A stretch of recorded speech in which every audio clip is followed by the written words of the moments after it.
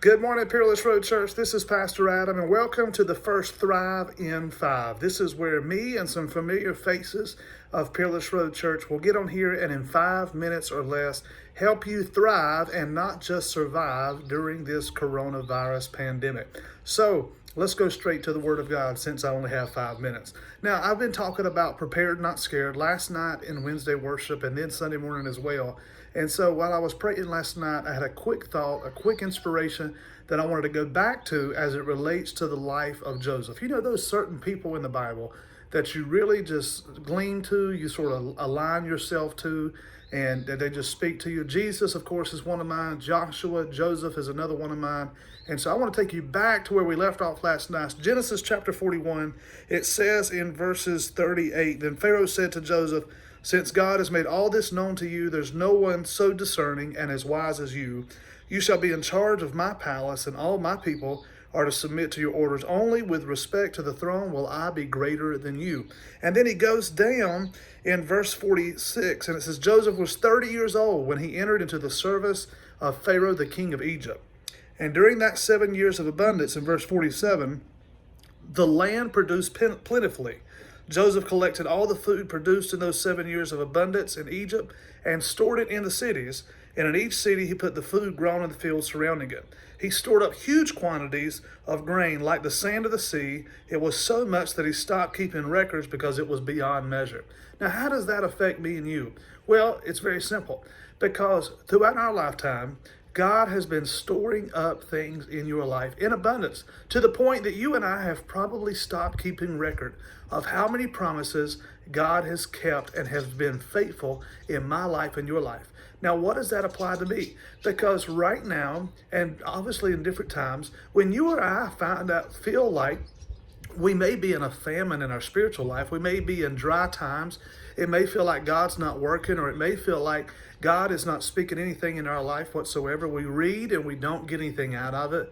We're praying and we're not hearing God, and we need to.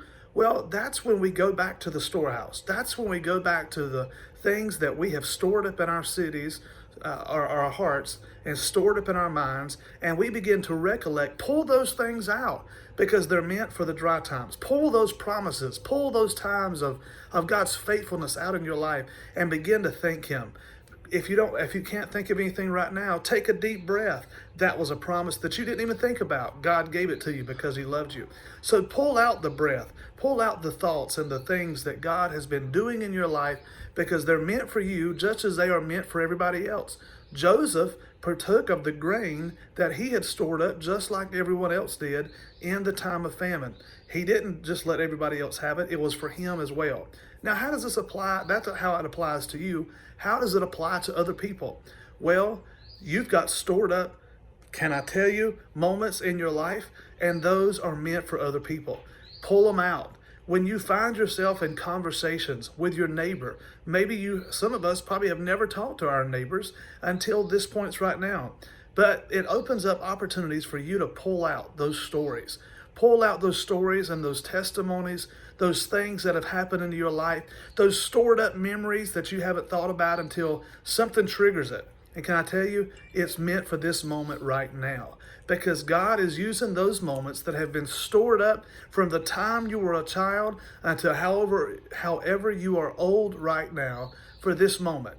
God is using what He has stored up in your life to bless somebody else, to protect someone else, to provide for someone else, to provide hope, maybe to provide a laugh, maybe to provide something that you need to know. But in these moments right now, don't forget, Joseph was responsible, but he was also not only responsible, he was capable.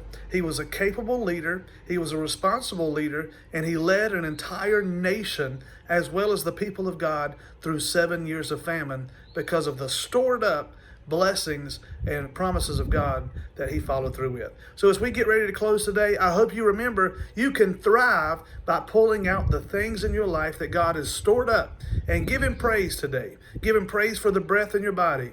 Give Him praise for your neighbor. Give Him praise for your family.